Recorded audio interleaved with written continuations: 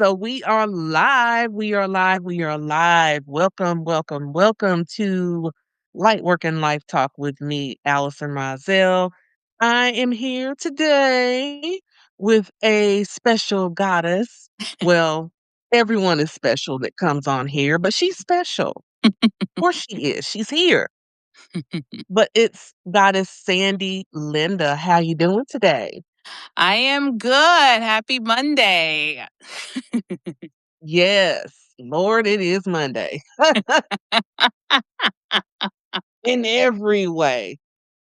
All right. So, y'all know that this is the podcast where we are light workers and we talk life and how life be lifing and how we as light workers, um, I don't want to say adapt, but how we allow ourselves to experience life and still use our beautiful magic as we go through life. We'll just put it that way. Mhm. So let me tell you a little bit about our guest. So she is now these are her words. She's a recovering extrovert who discovered healing through writing. She writes about rising through the ashes of loss with honest reflections, a little dark humor, and occasional travel adventure. I love that. Yes. So, welcome again. Thank So you so happy for you to be much. here. Thank you so much, Yeah. Allison, for this. This is a perfect opportunity to show up live because people don't know me live. They just see the writings and they just subscribe. And I'm grateful for you to inviting me to this event, this podcast, and just talk freely because yes, I Yes. do have dark humor because some people don't like it, but it's like I gotta be real. I gotta be transparent. I don't have time. Well, you can be real you around these parts because I will not have it any other way. And God bless you. So, thank you. So, Goddess Sandy, tell me a little bit about your background of how you got started with doing this beautiful work that you do of helping people rise from the ashes of loss through writing. Yes, thank you so much. Well, I have to say in the beginning, I was not a grief expert because in the beginning I was in the marketing section of the world. I had a marketing degree. I used to work as an event planner. I actually worked at Condé Nast as a part-time worker, just learning all the events and so forth. I had an opportunity to do background stuff for an upcoming event. It was Women of the Year, which was Kerry Washington. I didn't mean to name drop, but that was something that came up to my head. And I did that for 3 months and left because the entertainment industry could be a little bit odd. It's not for me. So at the end of the day, I walked away from that part. But I have a little background of event planning because I wanted to start learning how to plan events. And I started working in corporate meeting planning, which was straightforward with dealing with pharmaceuticals, financials, and law firms where they set up events for educational purposes and for doctors to talk about a particular product on these things. And I also learned all the side effects on those things. So I had a little deeper education on that side of like some why do you people take these products? I mean, do you not see the side effects? Like so many side effects on there. I used to be internal, like what? As I'm planning the events and everything. It was a beautiful experience. I learned so much. But I guess around 2013, when I lost my mother, who was the first loss that I had, it did hurt, but at least I had the opportunity to take a week. They give you those 5 days bereavement, and still, it's hard to go back to Very. smile. Hmm. Who can smile back in corporate, especially event planning? I didn't know how to smile again after my mother's loss. But I did the performative healing aspect. I'm fine. I'm good. Thank you so much. My sister and my father are with me. We're going to grieve together. You don't have to help me. I did all of that during that time of working in the corporate world. And then 11 months later, then my sister passed on. Mm. She passed. Wow. Oh, my mother died from pancreatic cancer, stage 4, which is Mhm. that lasted a month. And then my sister passed on from her breast cancer, but she survived it. She was in remission for 8 years. So it was shocking that she passed on right after my mother, 11 months. And I started to learn about her situation, but I didn't have a connection with my sister. So I wasn't familiar about what was her strategy to be gone already so quick. I was like, is it because mom died? And I was like, I don't get it. But at the end of the day, I didn't grieve for her because there was no connection with her. So I just continued to grieve with my mom behind the scenes and just work with my dad and interact with the conversation and so forth. So we were together, me and my dad. We tried to work it, and then 3 months after, he dies from a heart attack. And Oh, what's wow. left? Me alone. And I had to take a whole month from work because that was just truly devastating. Who wants to come back to work and smile and play the performative role? And it was so devastating for me that after that month, I actually took a sabbatical because I had so much obligations to do. Not only I had to take care of my own well-being, but I had a lot. It was so much that you know what? I had the financial support to really take that 1 year off to figure out what's best for me because I don't know if I could smile again to anybody. And, how's everyone be doing? Setting up the tables, the restaurant, smiling, talking to them, all that while I'm behind the scenes crying inside and no one's not seeing that. And I didn't know how to interact with that. So after my father's death, I had to figure out a way to start my life again. And that whole year I worked with financial advisors, lawyers, um, professional advisors because the friends I had who were my chosen family did not have the heart to help me. And that was devastating to me because at the end of the day, you're thinking, holy crap, now I understand when people lose their money, like the 2008 financial crisis, that when they lose their money, they lose their friends because they don't want to support. So, anyway, what happened next was that I had to really sit down with everything with these professionals. And the professionals, I have to say, were so kind-hearted. And I always tell people, invest in yourself so that you can have the unique quality of being human again after going through that devastating loss. I keep telling people, Mhm. invest in yourself, no matter what. Who Yes, cares? Because then the money will reinvest back to you. I'm always talking about that, absolutely. right? Mhm. Yes. Invest. Stop being so casual, like you can't afford it. You probably can, but just talk to the attorney, talk to the advisors, what ways you can work it out, because a Right. lot of people come from a place of lack, Yes. right? You said it on one of your notes in there. I remember I was like, yeah, girl, stop asking for Walmart prices. With my Nordstrom gifts, we not gonna be doing Walmart prices, but go ahead, girl. Tell your story. And so for me, I went into my sister's journals and actually had access to them because I was dealing with her stuff too. I had to deal with her stuff because when it comes to estate planning, that was something I had to study and learn and understand what is this estate planning stuff. But I learned it through the lawyers that was helpful for me. And I had a better understanding what was going on because my father did not have a chance to sign off to put me as a Mhm. beneficiary. And then so what happened was I had to go to probate for my sister, but nothing from my dad or my mom. Everything was okay.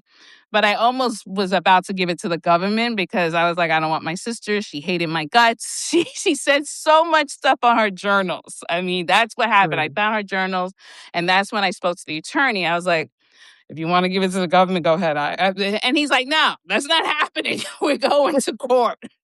We're going to court. And I was like, oh Wow. God.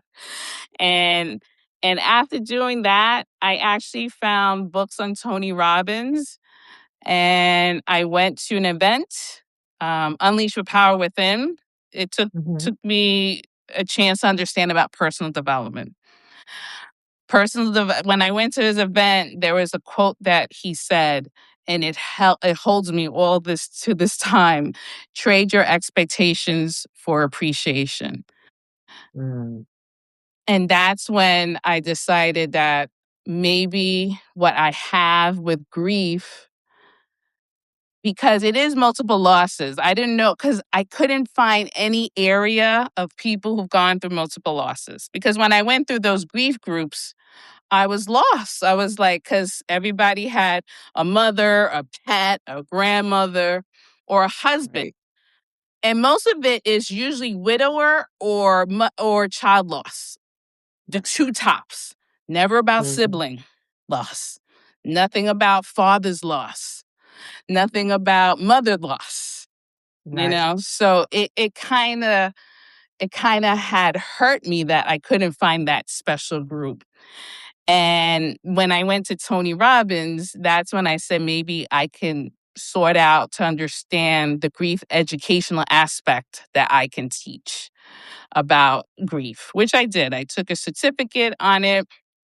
It was from Dora Carpenter, Grief from Gratitude, such a special woman in Washington, D.C., that I learned from and had an understanding that it doesn't have to be the 5 stages of grief, because everyone keeps throwing you out the 5 stages of grief. The 5 stages of grief. This is what it belongs to. 5 stages of grief. And then I was saying to myself, like, how do you go from denial, anger, um, bargaining, and then all of a sudden at the end you accept it? It was like a cycle. Like, you couldn't follow the 5 stages of grief. I was Yeah. like, this is not for us. And Mm-mm. the author, Elizabeth Kubler-Ross, let me get sure I say it right, was the one that created it while the people were dying and they were Mhm. talking about it. So for me, I said there has to be another way besides the stages, because I feel like grief is a site. It's a lifelong companion forever. I feel Yeah, like it it's is. not going to go away because Mhm. society expects us to think that, oh, grief is going to go away. It's not. It's going to Mm-mm. be with you because you're going to have moments like Yeah. Friday was my father's death anniversary. Like, my Mhm. mood was a little low. Like, I wasn't too much in that spiritual realm, but still connecting, but had the opportunity to have the place to be in solitude and just reflect on how much love and my father and I had for those years. Yeah. So Yeah. I know I said a lot. I think I emptied a lot. I No. don't want to hold. Well, I mean, because every part of our stories, we all have a story. That's first. We have stories, and it's all relevant and it's all relative, right? Because here you are at this one point of your life doing event planning and doing all these other things and just feeling very much probably in your zone of genius, right? Like things are happening and everything else. And then a whirlwind of things start to happen to you. So it is all relative. So I appreciate you sharing that. Um, and hello, Reverend Bourne, that's in the comments. She said it's time to let the 5 stages of grief go. It doesn't work like that for everyone. And it does not. It does not. It does not. You know, I look at grief just like with everything else in life. And people get mad when you say stuff is a process. It is. I mean, it's a Mhm. process and things come in cycles. Because you're right. Like my father passed in 2009. And some days I'm cool in the gang. And then other days I'm like somewhere in the corner. And it's just it's just that way. And so I love that you brought that up because grief is not linear. Grief is not something that we just say, "Okay, well, here we go. We're done. On to the next thing." It Yes. doesn't work that way. It Yes. doesn't work that way.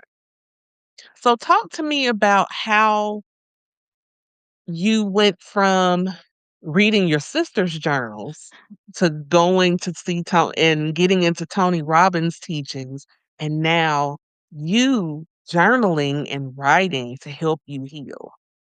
Yeah, good question because um the journals were hardcore for me because there was a lot of hate in my sister's journal. Sorry. If you're just coming in, sorry for those coming in. I was talking about my sister's journal who passed away, and I had access to it because I had to go to the locker safe and stuff because my father put all her stuff in the in those storage spaces. Sorry, and when I found it, it was pretty hard to feel it because here's my dad just died and I just wanted to grieve my mom and dad.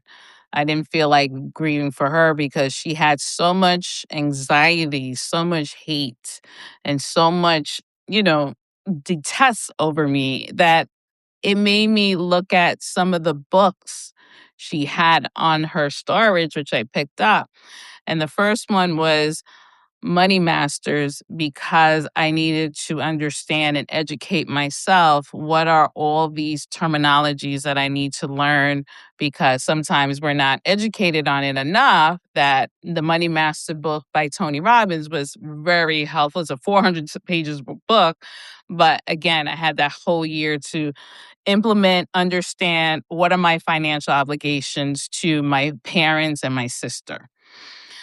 So that book gave me help and had asked questions. Then there was another book called Unleash the Power Within.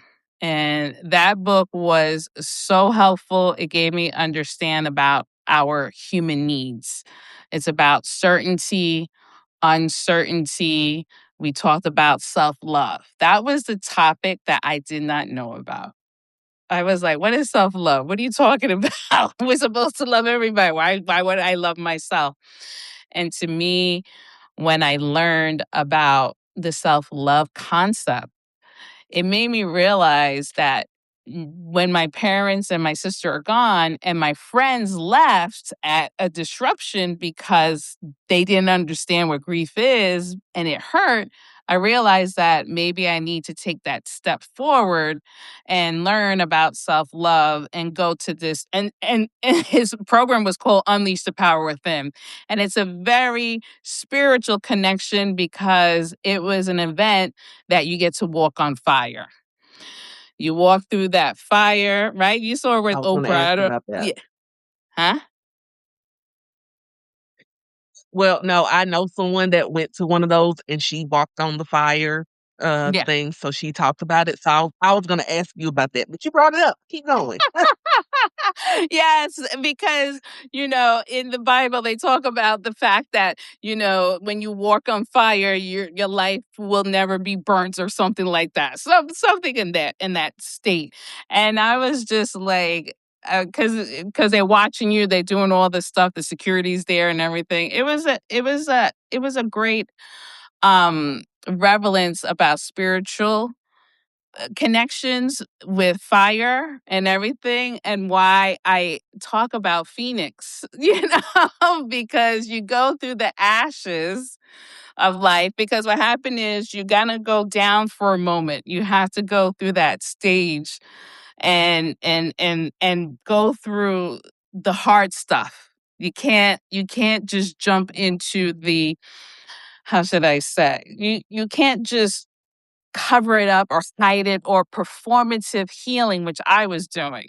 And I know that there's some women out there, I've learned and worked with some of them that do that performative healing, So in the end, I learned that I can't I can't just stay in that belittle and resentment or anger about my sister. Let me work through it, because there's people that don't want to do it because they want to stay in the comfort zone.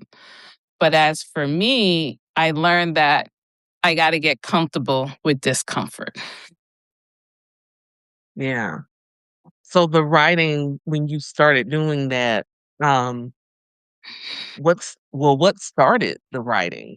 Was it just journaling It that was got the journaling juices first. flowing, or because because in the end it was journaling first. Journaling was a way for me to empty out all the stuff, like what's going on. Like I figured that's how I can talk to my folks to understand um what are my obligations to my life right now, that I'm on my own. I don't have any kids, or I'm not married or anything, which is fine. There's nothing wrong with that. But at the end of the day, I'm just learning what I can do better. So journaling. So I started journaling a year later, after my sabbatical, writing about, because in Tony Robbins they ask a lot of questions, and one of the question is, what does life look like for you right now? What's your future look like? What do you want to work with? And I was just like, well, it's not about family relationships or anything. It's something that I want to do with me. What can I do better now, without my family or the chosen friends that I had before? Like, what is going to uplift me? What's going to bring me joy? Like, he keeps talking about bringing joy, and I'm like, I don't know, what can I write? And it really helped me because I wrote about specific things that I'm looking for. Because at the end of the day, I said to myself, there has to be a way for everyone to grieve in their own special, unique way, because most people only have a group called the widowhood or the child loss. I'm starting to see a little bit of it because I'm starting to engage with them, with mother loss, with yeah, siblings. Sibling is the top because during my podcast, I got so many downloads with sibling loss. And so I talk about that too. But then there's father loss. What about father loss? And I think what happened was that most people only have the ability to let society dictate their grief. yes, And that's the problem. We can't. We have mm, to allow ourselves to open up, because grief is not only about death now. Grief is no, about friendships that severed, because I had to deal with mhm, that too. It has yeah, to be with job loss. It had to be with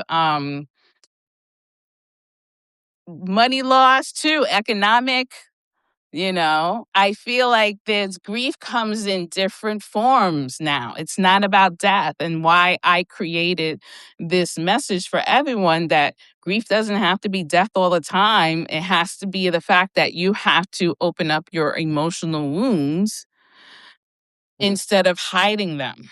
Because yeah, when you hide, it creates a disease. It can create you being angry at that person for no reason. Because if you don't know how to find yourself, then start unpacking your emotional wounds. So, the journal, what I wrote about was my grief, and I wrote about anger. Not one of the 5 stages of grief, but I wrote anger and learn about anger. Anger is not just anger alone, it's resentment, bitterness, and jealousy. And I talked about that and I studied it because I learned that anger comes in so many stages that you can't accept it right away through the 5 stages of grief. So for me, I had to learn how to be in the place of engaging how to heal through my anger. How do I express my anger? And I wrote it on because my sister wrote so much hate. I was like, okay, I'm gonna write so much anger stuff. about how I feel at this moment. I feel resentment.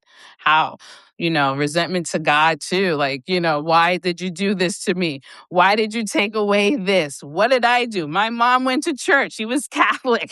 She went to church every week. And then she'll be the one that's so judgmental about, here comes those people that come once a year on Christmas or on Easter. I said, oh my God, how I missed those moments when she talked about that. And I'm like, wow, ma, I don't go no more, but I think I go on Christmas. I guess I'm one of those folks that just go on Christmas because I find that when it comes to religion and stuff, I feel like I have my spirituality at home or in nature because I do my Yeah. walk in nature, and I'm always connecting with the squirrels. They're my cohorts, the birds. They're my cohorts when I'm walking because they help me. They give me ideas, and I feel like that's where I get my spiritual connections with my mom or my dad, and sometimes my sister, maybe. But for me, the writing, it was the journaling that helped me to unpack my anger because there was a lot of anger. And I know there's Yeah. so many people that have so much anger, but there's something layered into it, which is bitterness, jealousy, Mhm. and resentment. And that's what I had back then. And that's what made me write and write and write and write and write. And then all of a sudden, I put myself out there. I think it was during the pandemic because I was working behind the scenes. I wasn't promoting it yet. When the pandemic came, I started finding my people who are going through the multiple losses. Yeah. That's what happened. I started talking to them. They weren't ready to be open, but I had a chance to interact with so many people who were in the city that actually talked to Anderson Cooper. And I found them on the internet and I was like, hey, is there a way that we could talk? I want to hear about your loss because I'm going through it. It happened to me in 2015, but I'm grateful to hear your part. And some of them are, they were in the beginning phase because that was 2020, but I just wanted to hear. And they were in the same, they were still feeling the same anger also, Mm. and the resentment and the bitterness, and that they had an anger with God because why God took them away from me. That Yeah. same message. And Yeah. that's what made me start the work. It was after 2021, I started just promoting it little by little, slowly, not crazy. All right. I love it. Yeah, the what I found with a lot of people, because since I, as an energy healer, I do work a lot with people who are carrying grief Mhm. energetically in their bodies. And some of the other parts of it, there's anger, but there's guilt.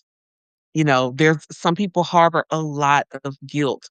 Like, I wish I had been there more. I wish I Right. had paid attention to this. I wish Yes. you know, how come I missed this? Yes. And I'm a terrible, daughter. I'm a terrible mom. I'm a terrible this, that, because I didn't pay attention. I didn't give that person, XYZ or whatever. And it's like, we have to, within our grief and learning and understanding how grief works and how it shows up in the body. Yes. Understanding that it's okay for you to let that part go. The grief is going to be there because you've got the memories, right? Mhm. And you miss that person, you love that person, there's a relationship.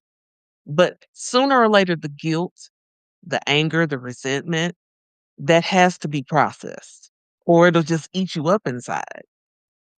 It would. It would. Yeah. It's true because even guilt. I hear people talk about guilt to me too. I forgot to mention that part too, and I did an article on it because I was like, yeah, okay, I get it. It's hard because people come from a place of what I could have done better. Like with me, I did. I asked myself, what could I do better with my mom with her health, because me and my mom were like travel buddies. And I was like, wow, I don't have my travel buddy no more. That's why you hear the travel stuff, because I avoided going traveling after her death. I haven't traveled until I turned 50, and I decided to do a solo travel to St. Lucia, and I had the best time. You bet. Yeah, yeah. But yeah, grief is really I know that people say it's a touchy subject, but I don't think so anymore. I think it's real. It's really honest conversations with the fact that you need to process the emotional grief, because with anger alone, there's more to it. It's not just anger, it's another layer of it. Mhm. Yes. It's the why are you angry? What's triggering the anger? Mhm. What's starting the anger? Mhm. And it's like you said, there's resentment, there's, anger at God, there's anger at the doctors, if there were doctors involved, there's anger, in so many things as it Mhm. relates to grief. Like, I was mad at my dad for a long time.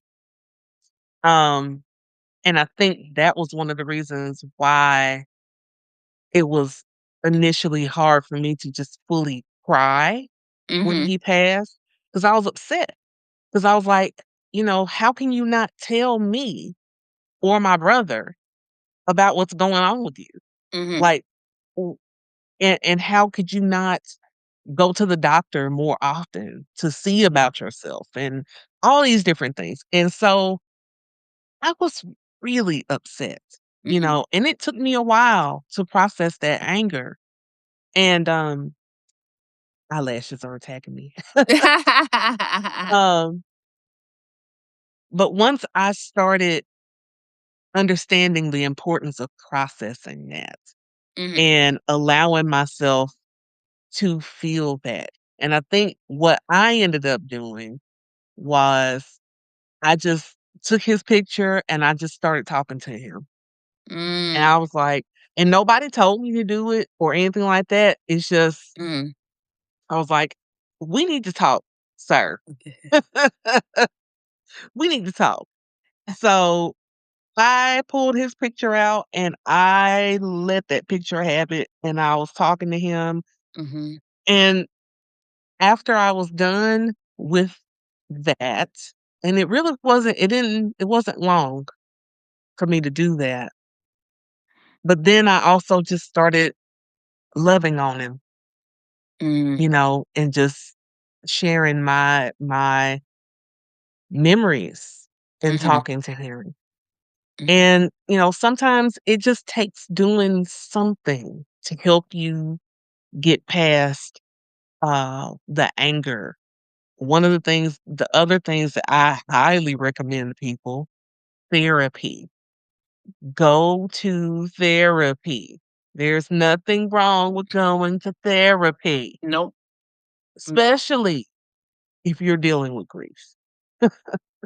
And be sure you have a therapist that is a grief educator.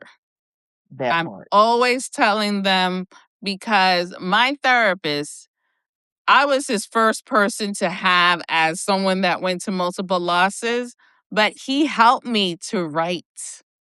Mm. At the end of the day, even though he's the one, I'm sorry I didn't put that in there. I was like, because sometimes some stuff comes with so much going. I'm Yeah, like, oh it's my a God, lot.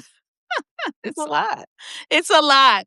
But in the end of the day, this therapist gave me the tool to write. He said, write that way. Because I always ask him, why are you writing? He's like, you can write too. And I bet you when you write, you can come back with more questions to engage the conversation, because he was enjoying it. He was enjoying this conversation with me, because he's like, oh, wow, I can, implement this into my project and be able to engage the conversation with grief, because it's true. We shouldn't be following the 5 stages of grief. We need to put it in the back burner. There's new ways, because everybody is going through grief right now. Right now, grief is heavy.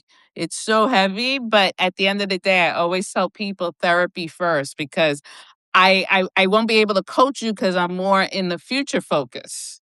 Yeah. You got to go, because I always take people who've gone through 2 years of counseling and they want to go future focused. Because some people I dealt with, they're stuck after going through counseling. They're like, I did the part. Now I'm still stuck. What is the next step? But I always tell people, yes, therapy is such a great, I've been on it with 5 years and so forth. It was a great experience. And then I started getting into the future focus of it. Absolutely. Yeah. Yes. So, if someone wants to hear, well, first, you said something about a podcast. Do you have a podcast? Yes, I do. It's a podcast. I have 100 episodes. I took a break because I paused it, I should say. It's a pause moment because I'm getting into deeper writing. I'm working with getting a little bit more um engaged with this topic because I feel like they call it collective grief. I call it cumulative grief because that's something that I want to inspire others to. When you go through multiple losses, if it's not death, it could be death, it could be job loss or economic loss or financial loss, whatever it is. Here are your steps to learning. And I did that with the podcast. I actually started with overcoming grief, which was 50 episodes of some of this stuff. I was just unpacking a lot and I was just giving some details of my personal experience. And then the last 50, I did the reinvention lab, which was just educational steps that I wanted to explain to them and helping them, because that's why I didn't use YouTube. I decided just to do podcasts for a while because I figured podcast was the best marketing tool for me to introduce some of the skills and some of the steps that you can walk away with. Some stuff that they can do at home. If they don't want to hire me, I'm okay. Listen to the podcast. It's fine. What's the name of your podcast? The Reinvention Lab. So, yes, Reinvention Lab. the Reinvention Lab, which will be coming back soon. Don't know yet because I reached out. The team reached out and says, "Hey, we saw your Substack. What is going on and everything?" And I was like, "That's where I'm at," and I'm just working to build out that community so that I can come back, because the podcast will probably end up being a YouTube also, like you. Nice. Nice. I love it. Hmm. So, before we go, if someone's listening right now and they are wanting to journal and help them kind of unpack their grief, what is like one prompt that they can do right now that you think would help them? That's a good question. I could say, what emotions, what emotion are you resisting to unpack about any personal grief you're having right now? Mm. What is the emotion that you are hesitant or resisting to unpack? How do you like that? I think I that's like good. that. That's a good That's one. good because so many people, especially what's happening right now with the world and so forth, people are hesitant. They're hesitant. They are just having false self. They're not being their true selves. I keep telling people, when you hold back, when you resist, you become a place where you're gonna end up having a disease. And I always tell people, what is the emotion? Oh, don't ask me that question. Like, they get so frustrated with that. But I figured, let me just give it as a prompt. And that way it's a private, you know? Yeah. But I've noticed that people are stuck. Like, some people are stuck. And I've Yeah. learned that in order for you to unstuck, what are you feeling right now? What is the sensation in Absolutely. your body telling you? Absolutely. So I like the emotional Absolutely. piece to share with them because I think they can just write that on their own. Absolutely. Yeah. So before we got started, I always pull a card before Oh, all of nice. my sessions. So I pulled this card and it's very on point with what we were just talking about as far as releasing. But this Hmm. is coming from the Soul Coaching deck by Denise Lynn. Oh, nice. So that is a really nice deck. It's an easy deck to use for those that are like new to Oracle cards and you just want an easy deck. This one is really easy. Oh, It's okay, not, nice. yeah. So this one, purification, Oh, wow, that's deep. purification. And it says, my energy field is being cleansed of all that I do not need. Oh, wow. My energy field is being cleansed of all that I do not need. Wow, and I gave the prompt about emotional stuff because I didn't know what to I was like, when you caught me, I was like, "Just what is it that you teach?" And I'm like, "Oh, emotional Mhm. wounds." Yes. Yes. See what we did there? See what Spirit did there? Wow, that's amazing, Allison. That's so wild. I like that. That's Yeah, so I good. like it. I like Yeah. that. There was a store called Time for Karma here, and I was like, oh, I picked up one of those Oracle cards. Those are good. Those are Yes. good. Those are good. I Yeah. don't have nothing against it. Everybody's like, because at the end of the day, some of it really pops up. Like that is so powerful. Like, oh shit. Yes, this was good. No, I'm glad This I was able to was. share. I hope everyone got some insight on what is what is multiple losses, what is cumulative grief. Some people call it collective grief and so forth. And for me, it's all about, healing from within and don't hold back because it could end up that you won't have true relationships with people if you don't honor your grief in a healthy way, because I'm honoring in a healthy way because now I'm meeting people who are humans, not people who detach themselves. Even though I do meet people who are disconnected, you can feel it. You'd be Mhm. like, okay, I don't feel like I'm Right. connecting to you. Well, thank you so much for coming on to the podcast and sharing your beautiful story and all that you are doing to help others heal just like you. Um, Everyone, I'm going to put her information in the description of the podcast so that you can connect with Goddess Sandy. Thank you all so much for listening, for tuning in. Don't forget to leave comments. Let us know that anything that we talk about or share, did anything resonate with you? Can you relate to some of the things that she shared? We want to know. So thank you all again. Thank you, Goddess Sandy. Everyone have a wonderful rest of your evening, and I'll see Thank you you. all next time. Have a good night, everyone. Be well, be blessed, and have a beautiful, beautiful week. Bye, y'all. Bye.